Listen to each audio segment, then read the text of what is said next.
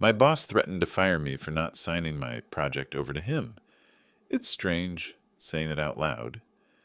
The moment that ended my career started with a smile. A smile I'd seen 1,000 times before.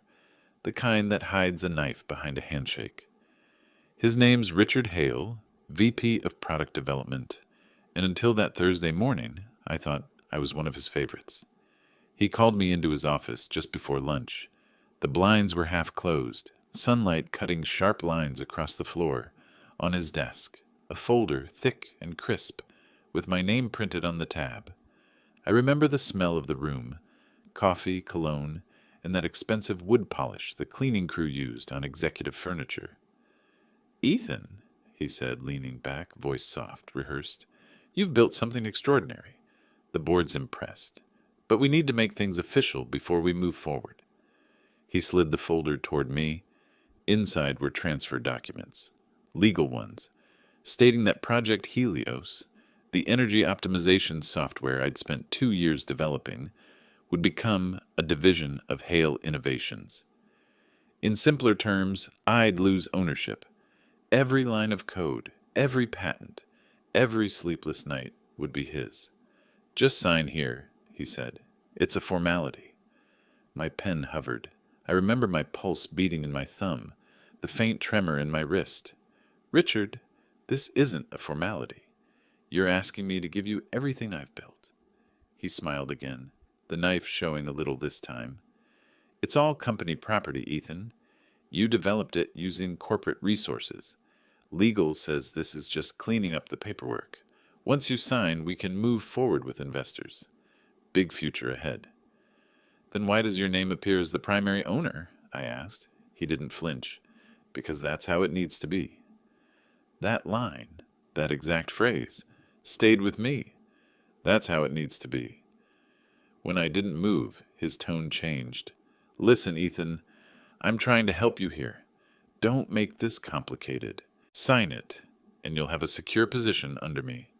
You'll get bonuses, visibility, maybe a direct report to the board. Refuse." He let the silence stretch. "And I can't promise you'll have a position by next quarter." That's when I realized what this was. Not a promotion, not a negotiation. A quiet execution dressed in a suit and tie. I closed the folder, pushed it back across the table. "I can't sign that." His eyes hardened just slightly. "You sure you want to do this?" "I'm sure." He leaned forward, elbows on the desk, studying me like a chess player, examining a piece he was about to remove from the board. "You've got talent, Ethan. But talent doesn't mean power. Power is knowing how to use people like you." I stood up, shaking. "I'm not signing." As I turned to leave, he said something that froze me mid-step.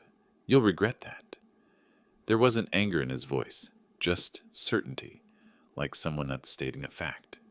That night, I didn't sleep. Every line of code I'd written ran through my mind like a movie.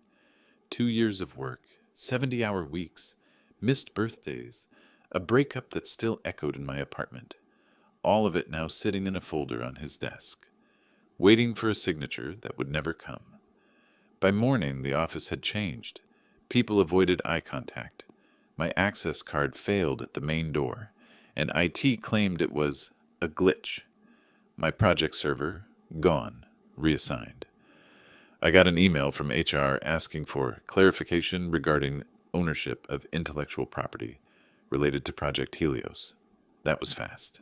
Too fast. He'd planned it. At lunch, my team lead, Maria, sat down beside me in the cafeteria, eyes low. "Ethan, he's telling people you tried to go behind the company's back, that you built Helios privately, planning to sell it to a competitor." My fork froze halfway to my mouth. "That's a lie." "I know," she said softly, "but he's good at this. He's already got legal drafting something. They're saying your employment contract might be terminated for cause." "Cause?" "Yeah, breach of loyalty." That word, loyalty, hit harder than any threat. I'd been loyal. I'd done everything right. I stayed late, picked up other people's work, fixed his messes. I believed in the company more than anyone. By 3 p.m., my inbox was locked. AITA revoked my credentials, pending investigation. By fave, security escorted me out of the building I'd practically built a part of. No one looked up from their desks. Outside, it was raining, that kind of Chicago drizzle that soaks you slowly until it's too late to care. I stood there, holding the cardboard box they'd given me, staring at the glass tower behind me. Somewhere up there, Richard was drinking his $6 espresso, congratulating himself for ending a problem before it became competition. I didn't even make it to my car before my phone buzzed. Unknown number. When I answered, a voice, calm, detached, female. "Mr. Ward, this is Elaine from HR. We've received reports that you removed confidential data from the company's server. I'm afraid this could lead to legal action." I stopped walking. "That's not true." "Then you'll have no issue attending a compliance review next week." And just like that, I knew what he was doing. He wasn't just taking my work. He was burying me under it. That night I went home and stared at my computer. My hands hovered over the keyboard, thinking of every file I'd lost, every proof erased. And for a second I thought about deleting it all. The backups, the notes, everything, just to stop the ache. But then I remembered his voice. "You'll regret that." "No, Richard, I won't." I didn't know it then, but that moment, that quiet refusal, would be the start of something much bigger. But that was just the beginning. The following week was a blur of phone calls, closed doors, and fake smiles. HR's review meeting wasn't a review. It was an execution wrapped in bureaucracy. They handed me a 30-page report filled with words like conflict of interest, unauthorized data access, and potential IP theft. I sat there across the table, heart pounding, reading lies printed in corporate formatting. Every paragraph was designed to erase me, to turn my 2 years of sweat and brilliance into a threat that needed removing. And at the head of that table sat Richard, pretending to be concerned. "Ethan, this isn't personal. We just need clarity," he said, voice calm, rehearsed. "If you'd signed the transfer, this wouldn't even be an issue." I laughed. Not because it was funny, but because it was absurd. "So this is what it comes down to? Sign away my work, or you destroy me." He didn't blink. "Don't be dramatic." "Dramatic? You locked me out of my own system, spread lies to my team, and now you're accusing me of theft." Richard leaned forward, steepling his fingers. "You should think carefully about how you proceed. If we terminate you for cause, future employers will see that on every background check." There it was, the real weapon, not law, reputation. In our industry, one accusation could kill a career faster than any pink slip. "I didn't steal anything," I said, holding my ground. His smile returned, cold, patient. "Then sign, and we'll put this behind us." I walked out. No signature, no deal. By that afternoon, I was officially on leave pending investigation. HR escorted me out again, this time with witnesses. The whispers followed me to the elevator. By the time I reached the lobby, I wasn't Ethan Ward, lead engineer of Helios. I was Ethan Ward, the liability. For days I stayed inside my apartment. The silence was unbearable. My inbox flooded with messages from colleagues, half of them avoiding me, the rest pretending to be supportive but careful not to take sides. Then came the leak.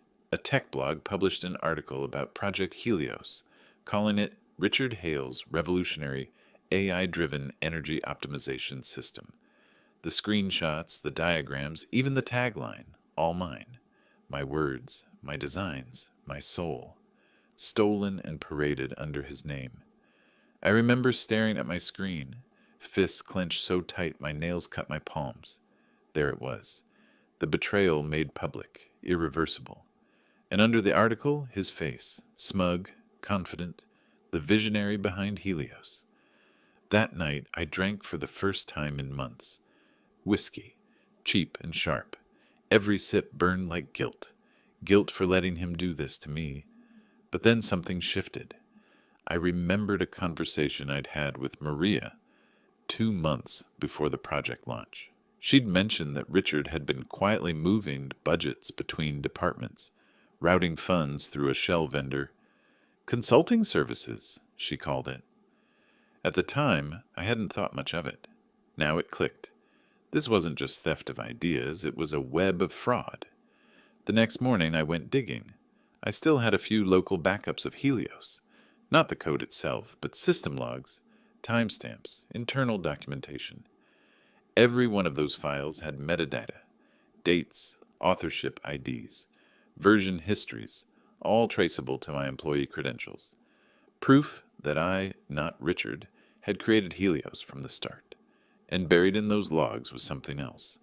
References to Hale Consulting, LLC, a vendor that didn't exist before last year. Payments routed there matched the project's R&D budget. My pulse raced. He hadn't just stolen my work. He'd used it to cover up financial fraud. I sent everything I had to Maria with a simple message. Look familiar? Her reply came 5 minutes later. Ethan, where did you get this? I didn't answer.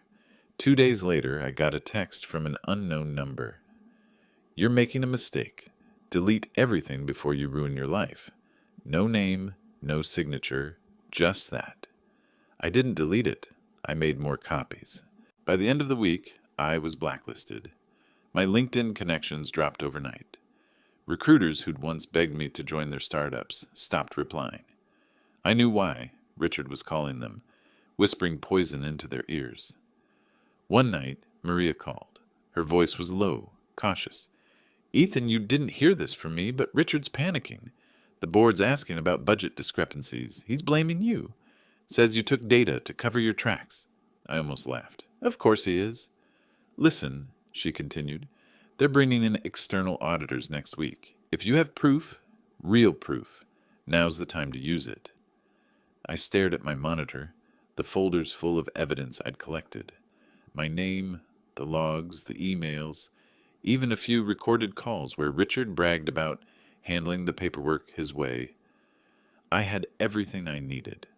Almost, because proof means nothing if no one believes you. That night, I reached out to a contact I hadn't spoken to in years. Paul Kim, an ex-investor turned journalist. We'd met back when Helios was still just a concept. Paul had an instinct for corruption. I sent him a message. Got a story for you. It's about a man who steals innovation and buries the people who build it, he replied within an hour. Meet me tomorrow, 10 a.m. Bring everything. I didn't know it yet, but that decision, sending that message, would cost Richard everything. Because sometimes the quietest revenge begins with a single email.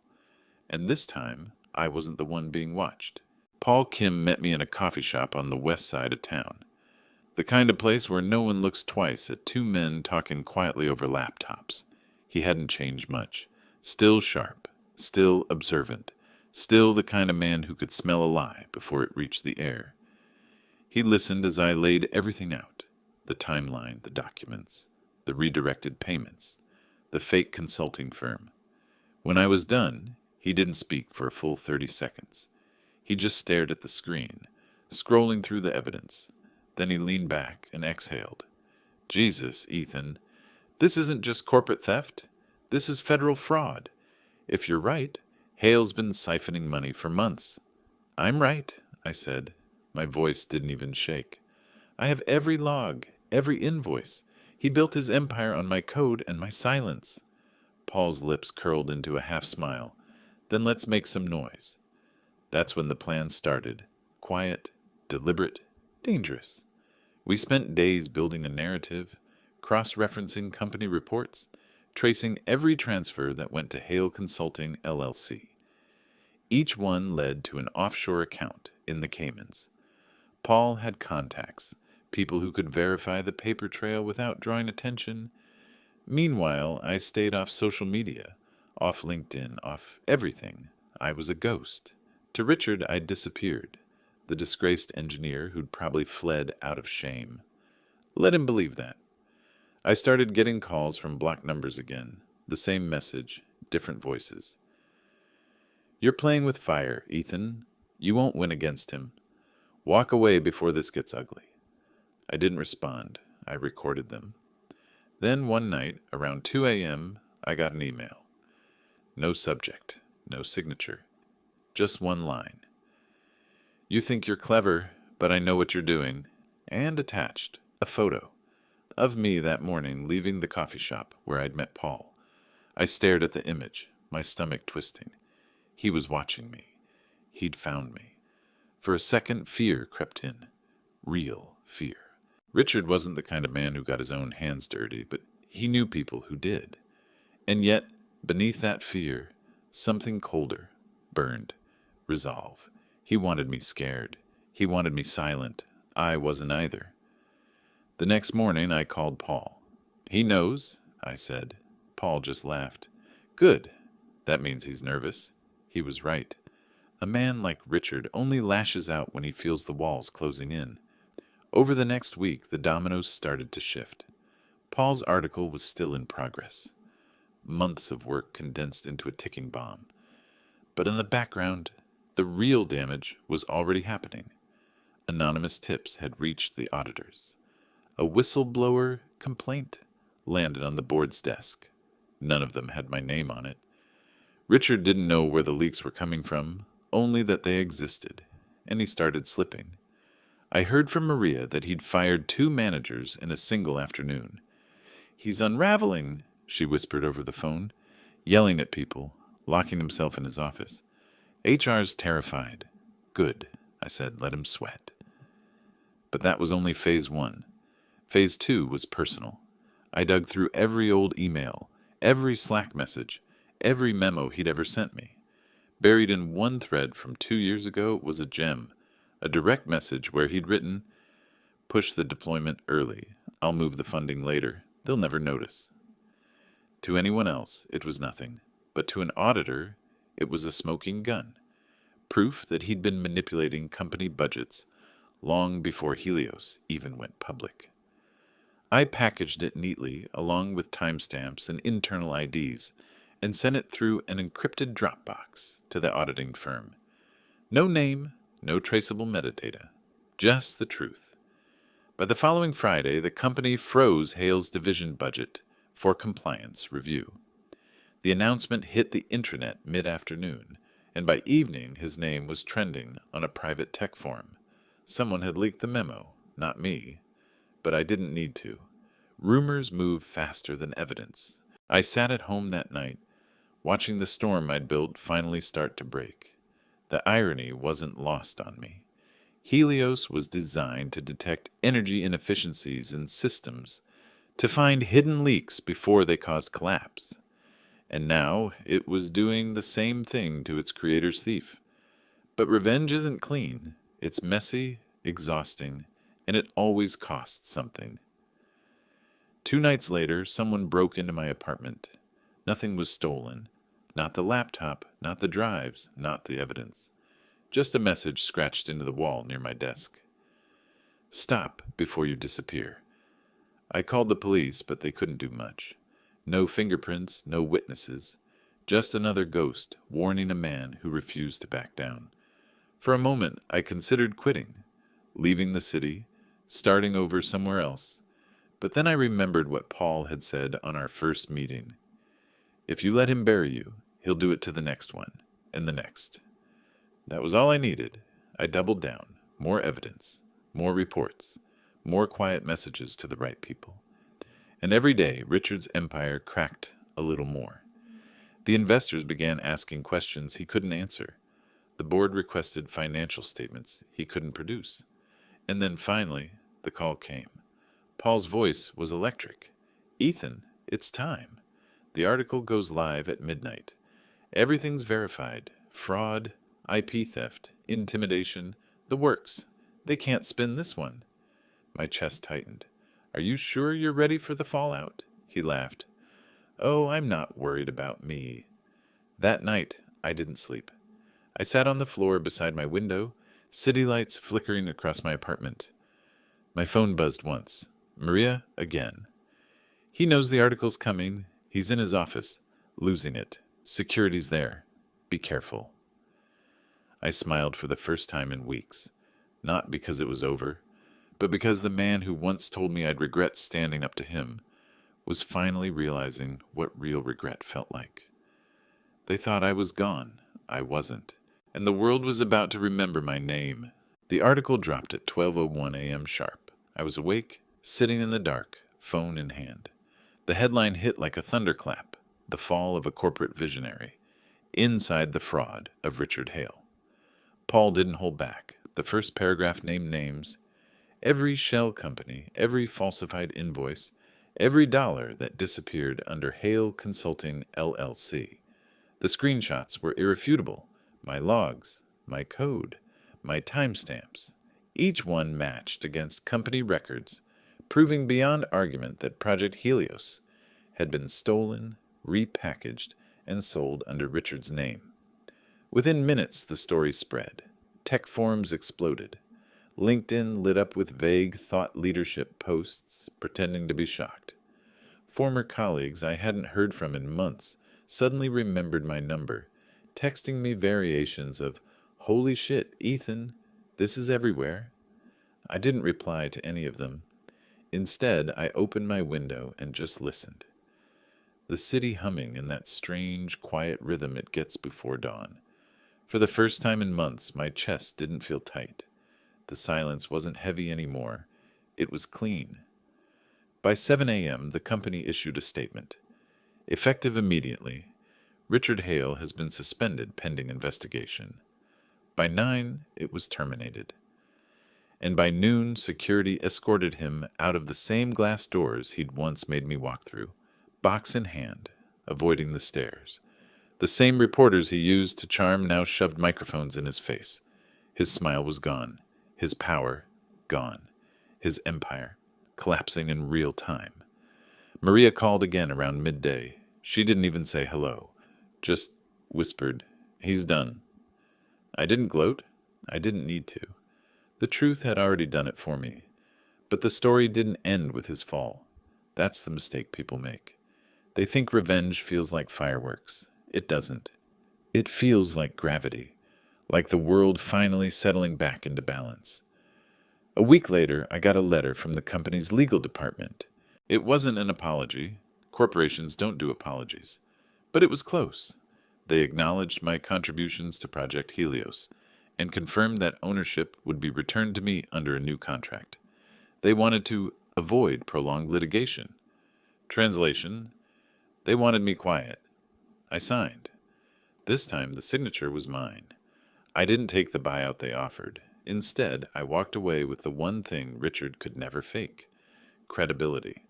The story had made waves far beyond our industry. A few investors reached out, discreetly, asking if I planned to rebuild. I did, but not for them. Helios had been about more than code or patents.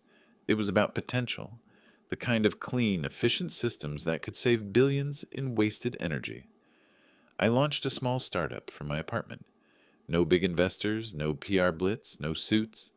Just me, a few friends, and the quiet determination that this time, no one would sign it away. For months, I stayed under the radar. The storm around Richard turned into a legal inferno. Lawsuits, indictments, leaks. Every week a new headline. Eventually, he vanished from the news cycle, replaced by the next scandal. But I knew he'd seen the article. I knew he'd read every word, every quote, every piece of proof he thought he'd buried. And somewhere deep inside, he must have realized I didn't beat him with power. I beat him with patience.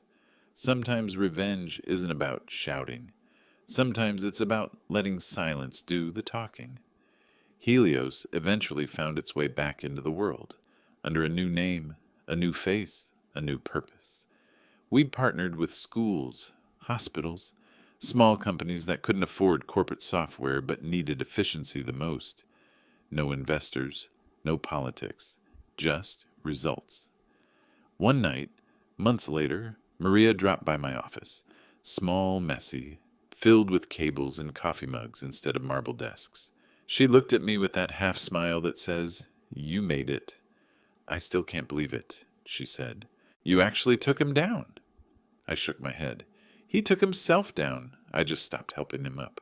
We both laughed, quiet, tired, the kind of laugh that comes after too much silence. When she left, I sat alone in the glow of my monitor. The cursor blinked on a blank line of code, the start of something new. I typed the first command and watched it compile, clean and perfect. Outside, the city buzzed like electricity under glass. Somewhere in another tall building, another Richard was probably smiling, his knife smile at someone else, but not at me, not ever again. Because the lesson wasn't about revenge. It was about ownership, not of a project, but of yourself.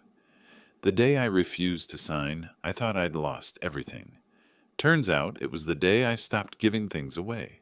I closed my laptop, stood up, and let the silence fill the room. For the first time, it didn't feel empty. It felt earned. And as I turned off the light, I thought about the one thing Richard said that stuck with me. "You'll regret that." He was right in a way. I did regret it. I regretted not standing up to him sooner. And this time, the signature was mine.